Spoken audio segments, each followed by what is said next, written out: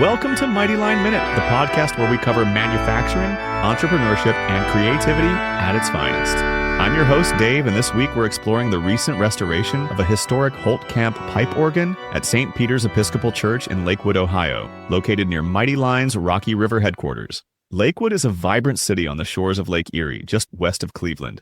Known as Ohio's most pedestrian-friendly city, it borders the scenic Cleveland Metroparks and is home to the Beck Center for the Arts, the largest cultural hub on Cleveland's west side. Local businesses thrive, infusing energy into the economy and adding charm to Lakewood's historic character and community spirit. Today we're joined by Bryan Mitnaul, organist and choirmaster at St. Peter's, who inspired and led transformative changes to the church's historic Holtkamp pipe organ. We'll be covering the project's remarkable musical craftsmanship and explore the new sounds brought to life through recent work by the Chance Organ Company of Orrville, Ohio. Bryan Mitnaul, welcome to the show. Thank you. I'm happy to be here. St. Peter's Church has had a rich tradition of remarkable organists and choirmasters since its founding in 1907. Bryan Mitnaul is now part of that legacy. Let's hear from Bryan himself about his background, the organ restoration project, and what led him to serve this beautiful local parish church. Well, I am a graduate of Oberlin Conservatory, and St. Peter's has been well known to me for most of my adult life, having gone to Oberlin. Two of my college professors, who are also predecessors of mine here at St. Peter's, Bill Porter and Fenner Douglas, I worked with them during my time at Oberlin, and I am thrilled to be here at St. Peter's. Those are legendary names in the organ world. Longtime parishioners speak fondly of their musical contributions to the parish and the wider community. We wondered whether Bryan was aware of the necessary repairs and any challenges that might lie ahead. Absolutely. After graduating from Oberlin, I remained in Cleveland, and over my 50-year career, I served 4 churches here in Cleveland, and 2 of them had major organ projects. Euclid Avenue Congregational Church in 1981 built a brand new organ under my direction, and then in 1996, Fairmount Presbyterian Church in Cleveland Heights built another large organ under my direction, and it was designed and built by the Chance Organ Company. That was my first association with them, and that project went so well that they also were contracted to rebuild the organ at Severance Hall, and they've also rebuilt the organ at the Metropolitan Opera. And they are well known in the organ world for their work both with new instruments and rebuilding organs such as ours. And so I'm very excited that the committee selected them to do the work here at St. Peter's. For listeners who may be unfamiliar with pipe organs, the mechanics can seem daunting. We asked Bryan to help us better understand a bit of the physics involved with these complex instruments and how one learns about these details. Most of it is just through experience. I took some classes at Oberlin, one of which was the physics of organ building. Honestly, it's been through the several projects that I have been involved with over the years at my various churches that I've amassed some pretty extensive knowledge in how organs are built, and more important, how they are rebuilt. I got here almost 3 years ago and immediately realized there were issues with the organ. Most of the issues were related to 2 things. One was the age of the organ. It was slightly over 65 years old, and I'm like 70, so I know things start falling apart right around 65. So I knew that was a problem, but also the organ had not been re-leathered, and leather is the living part of the instrument, and they've tried other things, and they don't work. Leather is the only thing, and the Chance Organ Company uses sheepskin leather because it's more durable and more pliable. And the leather is a moving part in the organ, both in the wind chest and in the mechanism that opens and closes the pipe valves. We knew we needed to re-leather the organ, but there were also tonal issues. There were things that were omitted from this instrument in its original design, certain stops, but more importantly, something called the swell box. And the swell box is a room that's up there now that has louvers on it, or doors, and I control those doors by a pedal that is now on the console. It's like a big accelerator.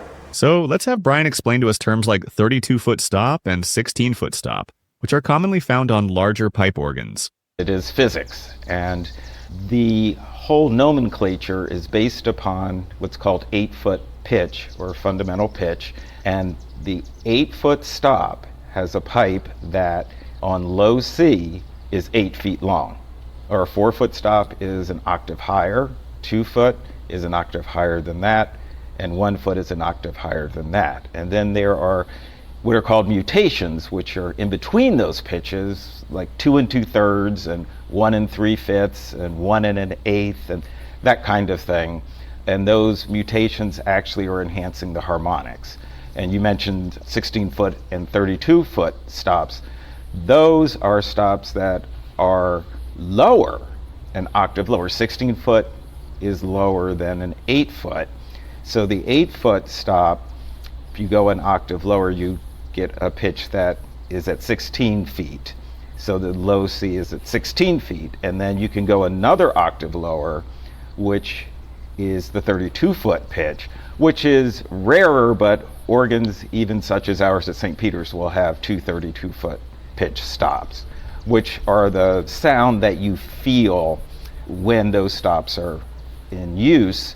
There are two different kinds of 32-foot stops. There are what are called flue stops, which are just, pipes that sound like what you think an organ should sound like. And then there are reed stops. So a 32-foot reed you not only feel, but you hear. And the organ at St. Peter's will have both of those stops in the rebuild. So the other thing that this organ was deficient in was the lower register. We have this. Okay. Okay.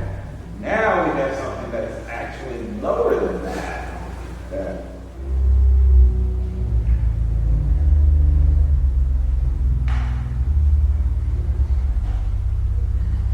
Which helps balance the fuller makeup of the organ as it now stands. That's truly thrilling. Let's hear a few more specifics about this amazing restoration. One of the issues with the St. Peter's organ was its original design. It was very unusual, particularly even for the time. But one of the divisions that was omitted from the original design, along with certain stops as well, was the swell division. And the swell division came into play in 1712 in England. It is a division where the organ builder creates a room. And in that room, there are pipes that make up a division, and 3 sides of the room are sealed, but one side has doors or louvers on it. And what that division enables the organist to do is it gives the organist the ability to have gradual degradations in volume, either getting gradually louder or gradually softer, because the pipes that are in that room, when the door is closed, you don't hear them as well. And then as the doors open, the sound becomes louder. So I'm going to demonstrate that aspect to you now.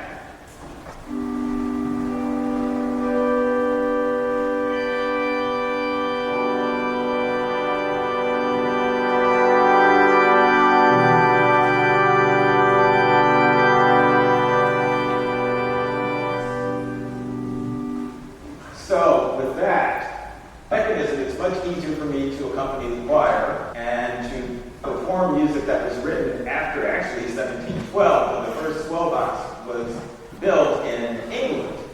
And so the organist uses his or her foot to press down, just like a car accelerator, and the doors open, and when you want to get softer, you gradually go back the other way.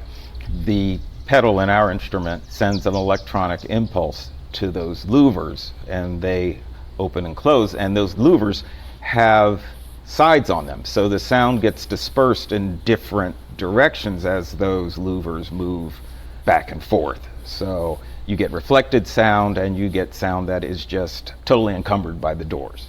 We then questioned Bryan as to what else was involved with the renovation of this fascinating Holtkamp organ. We knew there was much more. Now, I mentioned there were certain things that were also omitted in addition to the swell box, and that is has four bodies of sound. One is principal tone, which only the organ can make.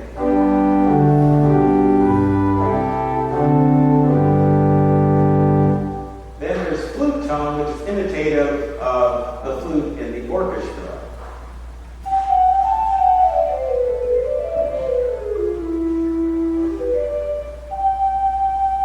Then there is reed tone, which is really, it tries to imitate the orchestra, but it really doesn't. It's sort of a thing of its own kind.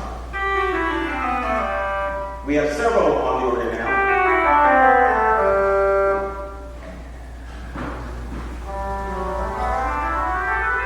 And then we have one solo reed, it's called.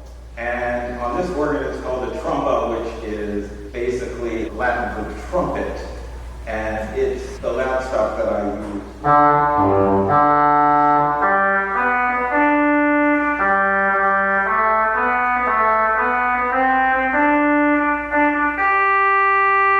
So that's what's called a solo stop. And as you saw during the service, I use that to help you with the hymns or to make special effects. One thing that we didn't have was what's called string tone.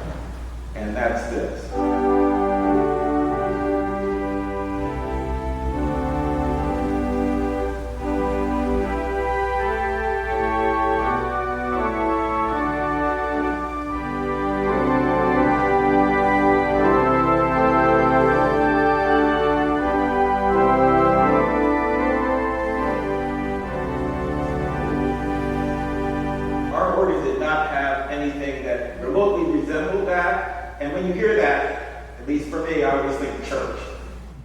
The original design of the St. Peter's organ, while cutting edge at the time, omitted important stops that are necessary in a lot of literature.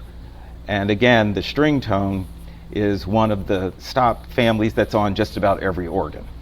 And the swell box also is part of every organ unless you are building a concert instrument. That is part of a historical period. And the keyboards were replaced, and this organ is the first organ they built that has something called optical keyboards.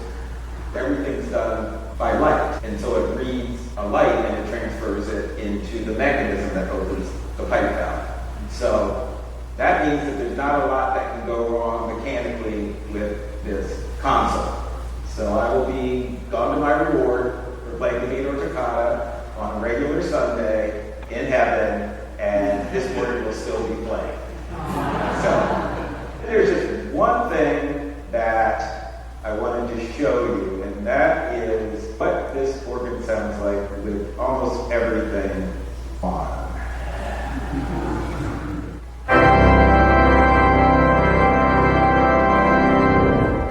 So, thank you all very much.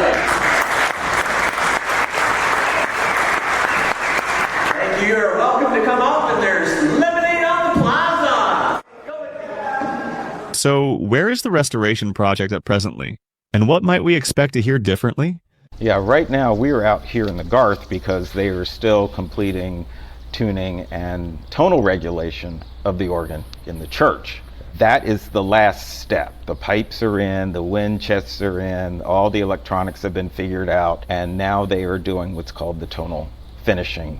So they are working with the organ to make it work perfectly in our room. Some of the work, tonal work, is done at the shop. Shant's made all the new pipes, and then those pipes are put on, they're called voicing tables, I believe, and they make the pipe speak properly, but once the pipes are completed and shipped up here, they need to be regulated to fit the acoustic properties of our room. Our room isn't very live, so there needs to be, from what I understand, a little more fundamental to the tone to help it carry into the room. The biggest thing was the absence of the swell box that we talked about a little bit earlier. But then there were also certain bodies of stops that were either omitted or only partially present. The biggest thing that we've added is what's called string tone. And that's a very soft, undulating sound that, this organ just didn't have, because it was, I believe, designed as an early French concert instrument as opposed to a liturgical instrument. I believe that organs that are put in churches, their first responsibility is to support the liturgy. And then things can be added to make them adequate for certain bodies of literature. Let's touch on the history of pipe organs in the Anglican Church. What sparked their prominence in liturgical worship? The Anglican Church is known for its musical wealth, and a lot of that is because the Anglican Church is also the Church of England. St. Peter's is an Episcopal Church, which is basically the Church of England in America. And I think a lot of people are drawn to the Episcopal Church because of what they've seen on TV with the royal events, the funerals, the weddings, and the coronations. But the English choir has been around since like the 14th century, and the organ has always played an important role in supporting the choir.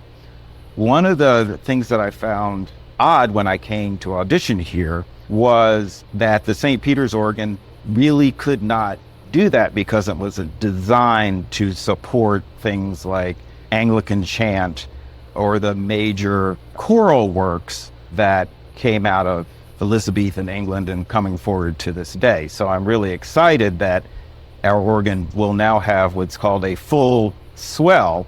And we talked about the swell division before, but that is the workhorse in choral accompaniment, particularly for Anglican chant, where the organ provides support, but it also provides tonal colors and weight to the sound, or descants and things like that. But the organ is there to support the choir, not overwhelm it. So that's why the swell division is so important to the instrument. And remember, I said earlier that the swell division came into play in 1712, where England. And so I can only surmise that that division or that design came into play to help provide more nuance to the sound of the organ as it was being used to accompany the choir. St. Peter's is really one of the few churches that still maintains a very traditional music model. We sing Anglican chant. All of our music comes from the body of literature that is designed to support the liturgy as it is in progress. So you come to St. Peter's not just for the liturgy, but for the marriage of the liturgy and the music. And this new organ is really going to enhance that experience in ways that even the St. Peter's congregation has never had the opportunity to experience in the past. Bryan, that was a wonderful explanation to our question about pipe organs and their use in liturgical services, which can vary by religion. You've also provided our viewers and listeners a great deal of technical information in a manner that can be understood. Any final words? I grew up in Princeton under the shadow of the Westminster Choir College, which was based in Princeton, New Jersey for many years. And that association had a huge influence on my musical background and my musical tastes, particularly in church music. Also, the church I grew up in, Nassau Presbyterian Church, had a Holtkamp organ that was installed in 1959, and it was their Opus 1721. That was the first organ I ever heard, and I fell in love with that Holtkamp sound. And in 1959, St. Peter's installed a Holtkamp organ, and it was Holtkamp Opus 1722. So my first organ, and this will definitely be my last organ, are related to one another in a way that is unbelievably unusual. I think the most important thing is to encourage people to come and hear this wonderful instrument. I've heard bits and pieces of it, and it's truly magnificent, and I really believe it will enhance the worship here at St. Peter's in a wonderful way. Thank you for having me.